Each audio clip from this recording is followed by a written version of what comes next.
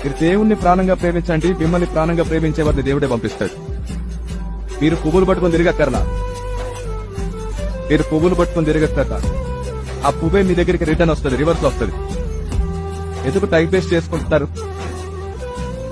నీకు నచ్చకుండా లేదా ఎవరితో మాట్లాడుతున్నా లేదా ఇంకెవరితో చాట్ చేస్తున్నా లేదా పొరపాటుగా నీ ఫోన్ లిఫ్ట్ చేయకపోయినా నీకు జెలసీ మైండ్ లేదు, పొసెసివ్నెస్ లేదు, గొడవ లేదు, వాతలేదు, మళ్ళీ నీకు నువ్వు కోసుకోవడలేదు.